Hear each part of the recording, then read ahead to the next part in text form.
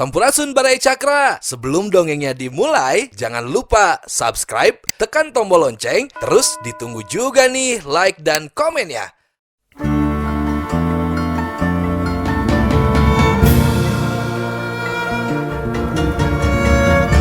Baraya Cakra, parantos waktosna 80,5 FM Radio Cakra, midangkeun dongeng Sunda Dora-Dori.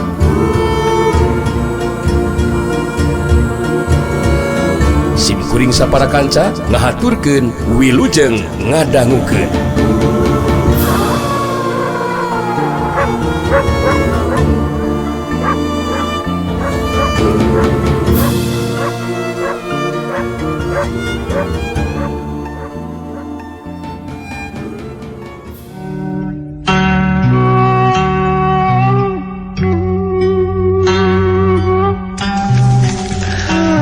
Saraswati dina sajeroni ngobrol harita dina jero hatena mah masih kene kapangaruhan ku perasaan anu hanjelu ku sikap jeung caritan Sirawing anu jadi sarakina. Harita Saraswati galecok ngomong sorangan dina jero hatena. Anjeun tega Kang Rawing. Anu jadi kulawarga bakal nying hareupan marabahaya teh kalah katerus ini tinggalkeun. Padahal abdi kitu diangling geus bisa ngukur karena kemampuan diri. Panuhalan bakal mampu nimbangan ajen pangatina Mbah Buyut Piku Sarenggi. Ku abdi geus bisa dibayangkeun mun teh mah abdi jeung angling tepikeun ka ajalin pati. Tangtu bakal gede pangaruhna pikeun barisan Damayuda. Loba anu jadi korban anu akhirna bakal kawalahan moal mampu nimbangan kekuatan anu jadi musuh. Malah bisa wae Rasanti jeung Sandika kitu di ayu manganti jeung anu sejena. Maka sarua jadi korban kekejaman pihak musuh anu moal mere ampun. Nah, tukang Rawing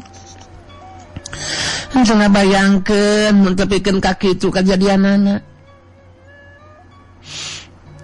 Keluarga urang tangtuna oge bakal mungkas alakon kahirupanana Kang Rawing. Anu akhirna ieu kampung kahuripan tempat anu ngandung sejarah keur urang duaan teh bakal aya dina pangaruh jeung kakawasana pihak musuh Kang.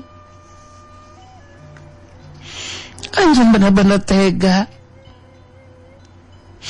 Warga dijadikan korban kekejaman pihak musuh. Gusti anu agung, mugi abdi sakula warga kitu di anggota barisan Damayuda pinarengan ayeuna kasalamatan sareng ayeuna kaunggulan.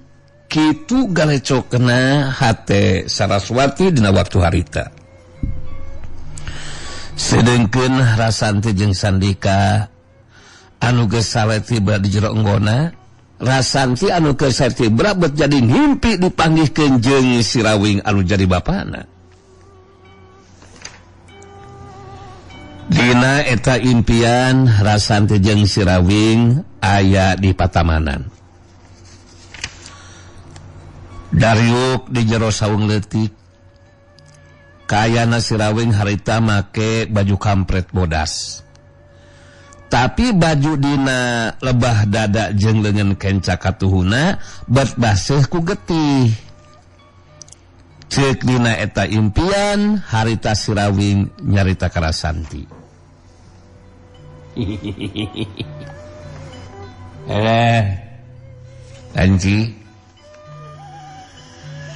Anci ge apanan kudu ngarti. Kangaranan manusia masuk sanajan 1000 kali betah. Kumelendang di pawenangan tetep we geus tepi kana wanci anu pasti mah kudu mulih ka jati ulang ka asal. Ya puguh apanan ari waruga mah bakal kena kuruksak anti. Anu bakal langgeng mah hirupna salila masih kene aya jagat saampar bakal tetap aya nu disebut sirup mah. Jadi hidup kudu bisa nerima kana kenyataan anti. Mangsana urang mungkas lalampahan dina kahirupan.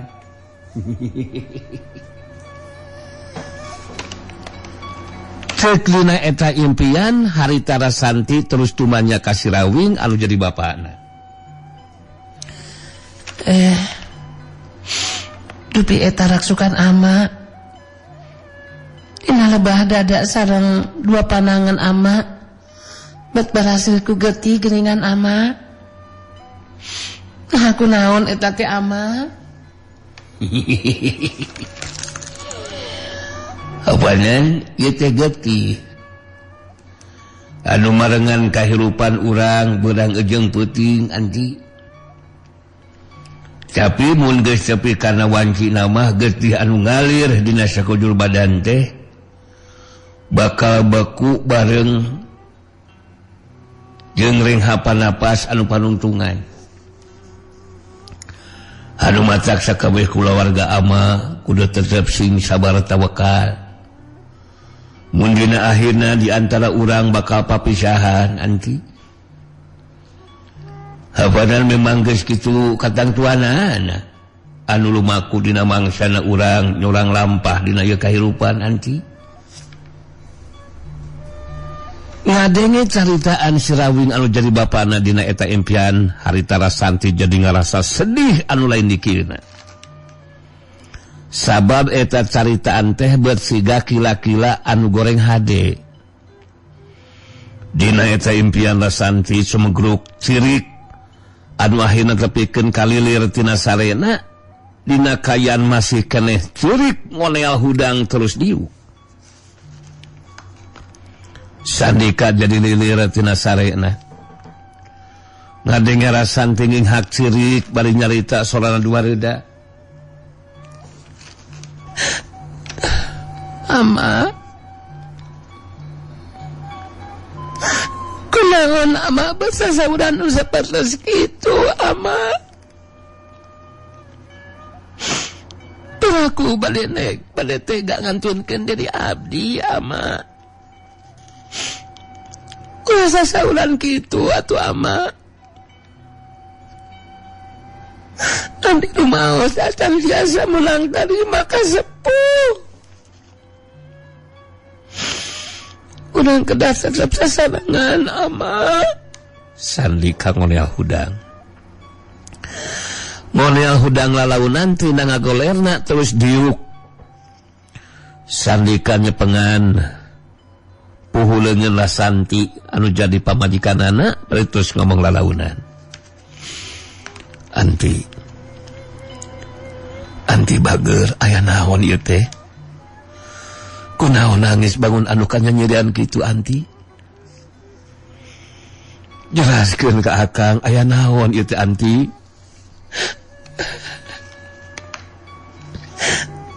Anti tadi ngimpen ka. Impen penak sareng Amarawing. Eta impian teh kaetang aneh cek abdi makang. Aneh kumaha anti? Duka kunaon nguping kana kasauran ama. Abdi bet janten sedih ka. Impen kumaha anti teh? Coba jelaskeun ka akang anti. Bari jeung semua anu ninghak jeung nyusutan Cipanon dina sorana anu dumareuda harita Rasanti nyaritakeun impianana ka Sandika nu jadi salakina. Sanggeusna beres nyaritakeun impianana harita Rasanti mungkas caritanana. Kitu tah tadi impian teh Kang Dika. Anu kahartos ku abdi mah eta impian teh siga kila-kila anu kinang sae ka.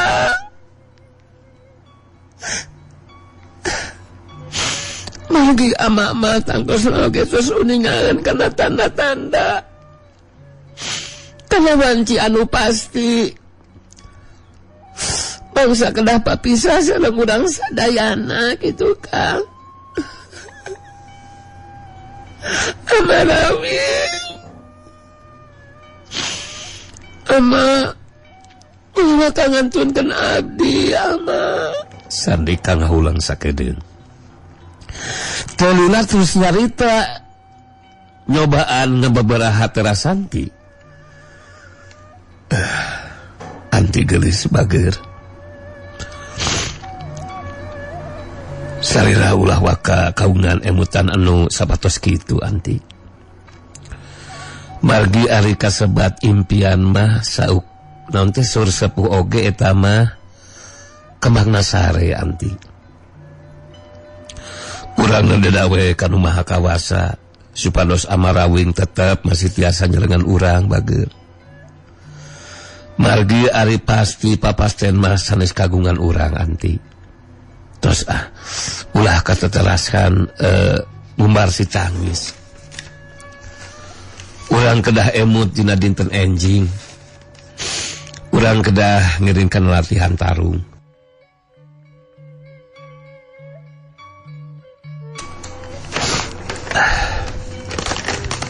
Urang kedah ngiringkan latihan tarung campuh tawuran teh anti.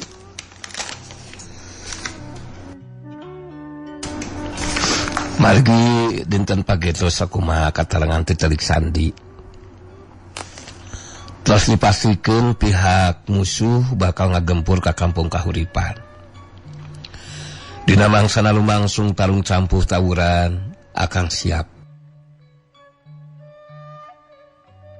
Akang siap pikeun ngorban ke nyawa.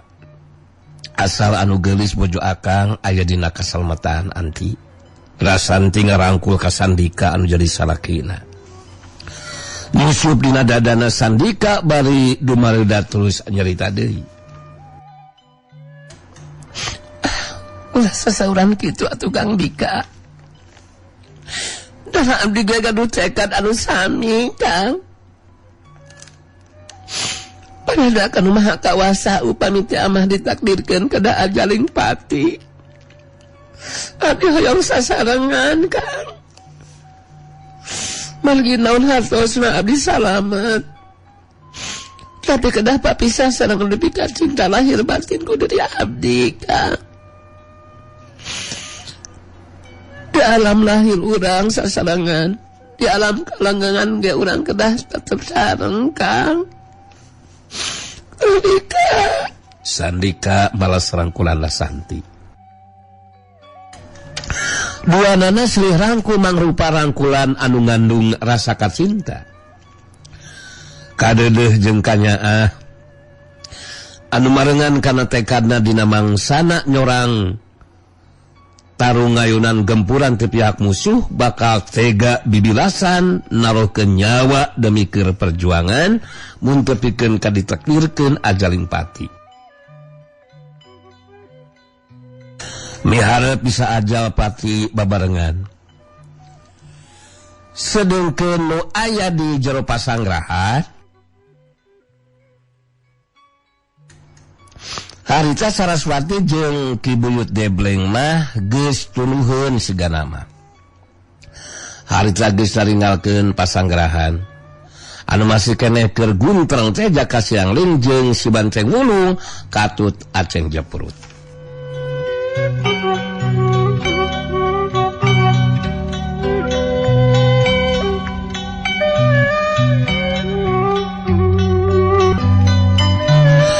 Harita Jaka Sinangling anu keur cumarita.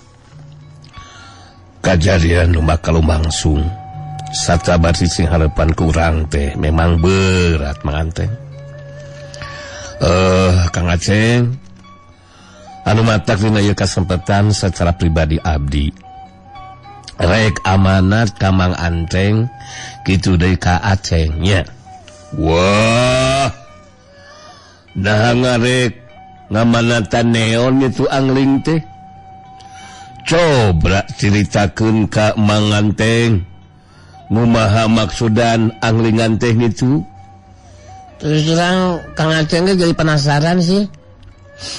Amanat kumaha teh ya gitu angling teh. Abdi sareng pun biang tos ngukur karena kemampuan diri masing-masing. Sanajan ngetrukeun sakabeh kakuatan jeung kemampuan, tapi abdi sareng Ibu Saraswati moal mampu nimbangan kahebatan kakuatan elmuna Mbah Buyut Wikus Sarenggi. Upama mah abdi sareng pun biang dugikeun ka ajaling pati. Khususnya ti abdi pribadi sejak amanat ka Mang Anteng kitu deui ka Kang Aceng. Omat nitip ayu manganti bojo abdi. Kitu deui pun anak nang bule. Nu diharapkeun ku abdi mah kaayana pada salamet. Muga we dina akhir barening supagi pun anak nang bule tiasa neruskeun perjuangan anu jadi bapakna. Jaka sinangling sorana semu anu ngagleter ngagambarkeun kaayaan perasanana anu berat mun tepikeun ka kudu papisah pikeun salirana jeung anu jadi anak pamajikan. Si Banteng Wulung sok sanajan pangawakalna badi gul tangih gul ngadenge jaka sinangling seperti kitu mah hatena jadi ngarasa sedih. Pasemona jadi robah bangun anu ngemuka sedih, malah siga anu semu nu walawe sagar rupa bangun rek lirik. Ngulah hatu ngulah ngomongan ngawas ngitu ngalangu paanglingan. Anteng jadi sengdihan ngadengean kang dengean kumang anteng mah muka nama angling mudu sang lamet mudu ngaya dina kangunggulan we manganteng bangka sedih pisang lamunan teprikeun ka mudu mamisahan ngajeng anglingan jang disedihan ngayang bukukan cerikanan manganteng mah gitu. Henteu sanggupa lamunan mudu pangpisahan ngejeng anglingan mah gitu. Terus terang ngajeng oge ngerasa jadido juga sih. Munden angling sampai apa itu kahantena gitu. Enggak ah. Jangan sampai terjadi begindang ya. Alasan bertarung menghadapi Mbah Buyut Wikus Sarenggi. Benar sih. Terus terang ke Anteng mah kan. Sanajan belum lila sasarangan dengan Den Anteng, tapi kan Den Anteng ke tokoh perjuang, ya tokoh perjuang anu dihormati gitu. Kusadayana anggota barisan, benar tuh. Terus terang ke Kang Aceng mah daripada Den Anteng jadi korban Gusti Wikus Sarenggi, kelah kajian Kang Aceng heula lah, nu ti heula jadi korbana si Wikus Sarenggi, benar tuh. Terus terang ke Kang Aceng lain saukur tersian ku sasaha lah ditamahan nama semua tersian ku pae lah benar tuh. Wah munya bener ngitung Aceng lalu mantrak lembes we munding keneh manganteng ngejeng Aceng heula we nganu lawanan si Wiku sarenggianana ngenyaan ngaslina manganteng ngejeng Aceng ajukeun dingri ka ngangklingan gejeng tingbatan mudu saksian anglingan nganu ngajal patian mah munin keneh manganteng we gejeng ngaceng ngaleuwih ti heulaan ngajal patian anglingan. Terus yang sikap jeung tekad Aceng juga sepertinya sama lah dengan angling. Di mana si Wikus Sarenggi datang ku Aceng jeung Mang Anteng lah dihadapinya bener teh. Terus terang cek Buyut ge anu berjuang jeung anu teu berjuang ge kan akhirna mah bakal sarua menawi ajal bener teh. Bener teh. Terus terang ke Aceng mah siap mati lah demi perjuangan. Di mana-mana ada perjuangan tentu sudah apa? Gegentetan jeung pengorbanan bener teh. Jeung tetep tersiun ku sasaha we Aceng mah terang gitu. Jaka sinangling ngerasa bahagia di badanganku perasaan sedih. Ningali sikap jeung ngadenge caritaan si Banteng Wulung jeung Aceng Jeprut anu bela satia ka dirina. wani nyorang ajalin pati demi keur ngabuktikeun kasartianana. Lantaran wanci beki peuting baraya harita keluarga jadi tarunuhun. Terus malulu asup ka jero imah rekaduan sarare di jero enggona masing-masing. Dina paisukna harita isuk-isuk keneh anggota barisan Dharma Yuda diluluguan ku Jaka Sinangling jeung Saraswati. Harita ngayakeun latihan tarung campuh tawuran. Malah Rasanti jeung Sandika ge milu kana eta latihan. Jaka Sinangling anu kungsi boga pangalaman mimpin barisan Seta Dharma harita geus teu ngawagu deui dina ngatur tata cara dina mangsana eta latihan. Jaka Sinangling anu keur musurkeun perhatianana kana lumangsungna latihan tarung campuh tawuran jadi kagetkeun waktu aya salah saurang warga pilemuran lalaki anu geus aya umuran datang nepungan ka Jaka Sinangling. Sanggeus deukeut terus nyarita, "Pangapunten Den Angling. Itu duareun pasangrahan aya tamu 3 urang jalmi. Anu duaan mah pamaget, nu saurang deui mah istri Den." Jaka Sinangling kerung betus nyarita. "Nah saha eta tamu teh mangnya? Bade ka saha cenah Mang?" "Adi saurna mah bade nepangan ka Den Saraswati, ka Den Rasanti. Mohon mangge teu naroskeun saha-sahana kitu. Nu dipiwarang nyusulan we ka dieu. Mun ningali dina wandana mah sanes jami biasa Den. Ayeuna tiluana masih aya di luareun pasangrahan." "Oh, muhunkeun ku abdi ayeuna bade dibujeng Mang."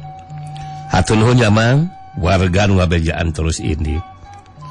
Sedengkeun Jaka Sinangling bebeja heula ka Saraswati anu jadi indungna rek manggihan heula tamu anu datang. Geus kitu mah Jaka Sinangling terus muru ka pasangrahan Dharma Yuda. Jarak di tempat latihan ka pasangrahan teh memang rada anggang oge. Barang geus deukeut katingali ku Jaka Sinangling, 3 urang tamu teh masih ngajaranteng di luareun pasangrahan. Tetela anu harita datang teh cayalian ti Mbah Balungan si Gobang Karoban jeung Kilampegan si Pecut Maut katut Nyai Harumbi si Pedang Iblis. Tiluanana nyumponan kana jangjina kanang bule pikeun datang ka kampung kahuripan. Harita ku Jaka Sinangling terus diajakan ka jero pasangrahan. Jaka Sinangling diuk sila di sing hareupan. Atuh di hareupeunana salila 3 urang tamuna. Dina sikapna anu tenang harita Jaka Sinangling terus nyarita. Aturan lujeng sumping ka kisanak tiluan. Abdi teu kinten kagetna. Margi asana me tepang ayuna ieu teh nya. Janten bade langsung tumaros we. Saha teh kisanak tiluan teh. Teras aya maksad naon pangna sumping ka ieu patempatan. Mbah Balungan si Gobang Karoban leuwih teu heula ngajawab ngawakilan anu sejen. Ngaran kula Mbah Balungan si Gobang Karoban. Ieu duaan minangka dulur kula oge, anu ieu mah Nyai Harumbi si Pedang Iblis. Anu eta Kilampegan si Pecut Maut. Maksad kula tiluan datang ka dieu teh hayang nepungan ka Rasanti ieu teh. Oh. Mugi kauninga abdi teh rakana Rasanti. Oh gitu, mohon. Janten Rasanti teh pun adi. Wasa abdi pun Jaka Sinangling. Namun punten, pun adi ayeuna teh nuju latihan tarung campuh tawuran ieu teh. Sariosah dibakilan ku abdi we nya Mbah Balungan. Mangga jelaskeun aya maksud naon pangna bade nepangan ka pun adi teh. Kieu ieu teh Jaka Sinangling, mohon. Kadatangan kula ka dieu teh nyatana rek ngagabungkeun diri ka Barisan Darmayuda. Boga karep hayang milu babarengan berjuang gitu. Nyai Karumbi si pedang iblis milu nyambungan kana caritanana Mbah Balungan. Bener kitu Jaka Sinangling. Sakumaha anu dicaritakeun ku Kang Balungan, pangna datang ka dieu teh hayang ngagabungkeun diri ka Barisan Darmayuda. Kilampegan si pecut maut milu mairan caritaan. Kuring ge muga teh kadu sarua ieu teh Jaka Sinangling. Jaka Sinangling ngabagikeun heula paneuteup ka tilu urang tamuna terus kedal dirisan. Punten heula nya. Manawi henteu kabotan ieu mah ye. Abdi langkung ti payun hoyong terang heula ngeunaan ka sang tukang salira tiluan. Pangna kagungan maksad bade ngagabungkeun diri ka Barisan Darmayuda. Mbah Balungan si Gobang Karoban nu harita ngajawab. Memang benar aya ka sang tukangna ieu teh. Pangna kula tiluan datang ka dieu teh Jaka Sinangling. Jadi kieu yeuh ngeunaan jujutan ka sang tukangna mah. Harita ku Mbah Balungan si Pedang Karoban terus dicaritakeun ngeunaan kajadian anu geus lumangsung waktu tepung jeung Nang Bule di tempat anu deukeut ka sumur Legok Panamping. Malah dijelaskeun naon sababna pangna neneangan Nang Bule. Sabab boga karep hayang ngarebut catatan rahasia ilmu panunggalan jati sampurna anu dibawa ku Nang Bule. Sagalupana harita ditetek cai nu kaliwat ku Mbah Balungan. Sanggeusna ngarasa cukup mereka teranganana harita Mbah Balungan mungkas duaran caritanana. Jadi kitu ngeunaan ka sang tukangna mah Jaka Sinangling. Anu maca kula datang ka dieu teh nyumponan janji ka Nang Bule. Keur bukti yen kula tiluan teh ngalaksanakeun parentah Nang Bule.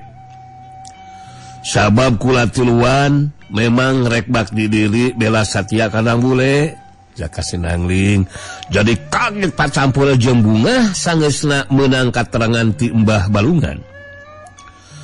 Kaget lantaran teu nyangka kasang tukangna bet aya hubunganna jeung Nang Bule anu jadi anakna.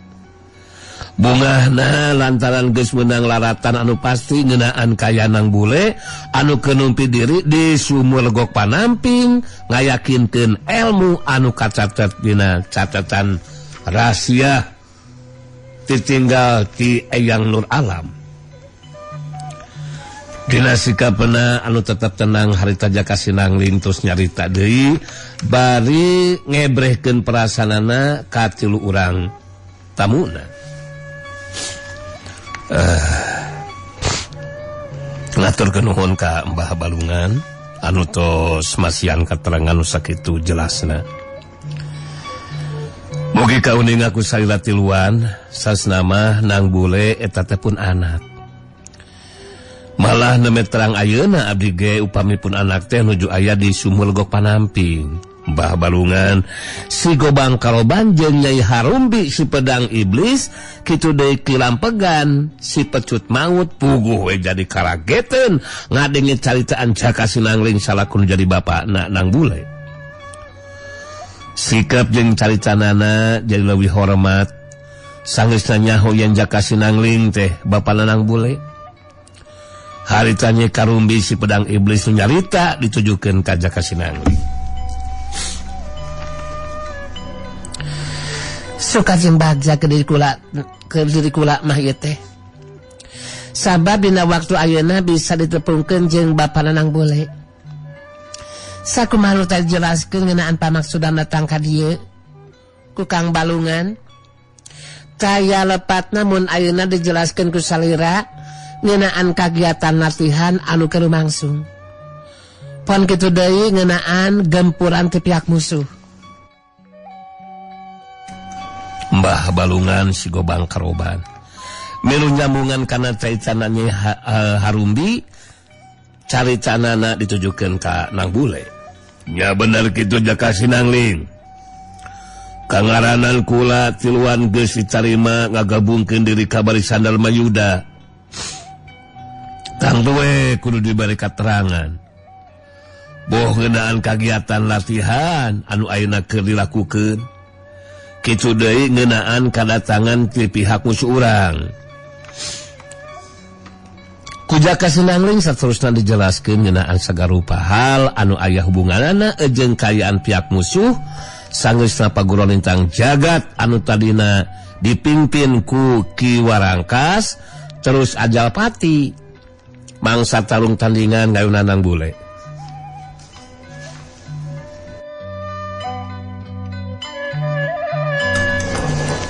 Saterusna paguron lintang jagat dipimpin ku Tuan Willem jeung Nyai Kintamani sarta gaganti barisan Warangkas Jaya jadi barisan Willem Kintamani di Jaya anu bakal dipimpin ku jago kolot anulah Mbah Buyut Biku Sarenggi.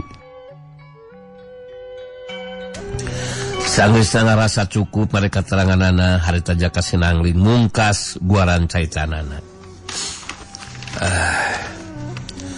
Dajankeun kagiatan latihan lumangsung ayeuna teh minangka kasayagaan ti pihak urang. Jalaran dina dinten enjing pihak musuh bakal ngagempur ka kampung kahuripan. Satadina mah anu bade mimpin barisan teh pun anak Nang Bule. Namun kaayaan pun anak moal tiasa diganggu gitu. Anu manawi anu bakal mimpin barisan teh abdi sareng kupun biang anu tos tiasa dipastikan kedah ngayunan pamimpin barisan musuh nyaeta Mbah Buyut Biku Sarenggi. Terus terang lawan anu baris isi harapan ku abdi sareng pun biang teh memang kawilang berat ya teh. Mbah Balungan si Gobang Karang nyelang ngaret heula ka Nyai Harumbi si pedang iblis jeung Ki Lampegan si pecut maut terus neuteup ka Jaka Sinangling bari nyarita. Jadi cekula mah kieu we ayeuna mah Jaka Sinangling anu mimpin barisan mah tetep teu kudu robah dan anu bakal nying hareupan ngayonan si Wiku Sarenggi mah kula tiluan lah anu bakal ngalawananana. Jadi dina eta kasempatan kula tiluan hayang ngabuktikeun ka Nang Bule anu bakal bela satya milu berjuang merangan kekuatan kejahatan. Bener Harumbi. Mbah Balungan ngareret ka Nyai Harumbi nu direret terus ngajawab. Nya bener kitu Kang Balungan. Bata sapiraku mun urang tiluan maju babarengan tarung ngalawanan si Wiku Sarenggi make jeung teu mampu ngukulan kana ajian pangartina. Kalah kumaha oge urang tiluan kudu mampu ngungkulan si Wiku Sarenggi. Ki Lampegan si pecut maut ke harita milu mairan caritaan negerakeun sikep jeung pamadeganana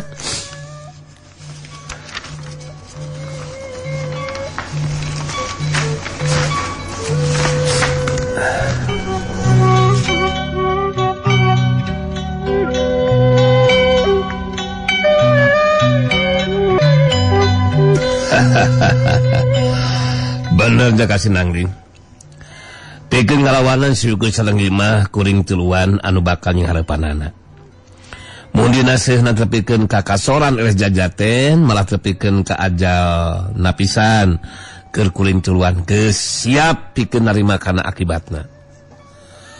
Jaka Sinangling ngahulang sakedeung siga nu keur mikir teu latus nyarita nu tadi didugikeun ku sarta tiluan ku abdi kahartos. Namun parugi kauninga hasil tina riungan sareng sadayana anggota barisan Dharma Yuda. Tos janten kaputusan abdi sareng pun biang Ibu Saraswati anu baris mimpin barisan.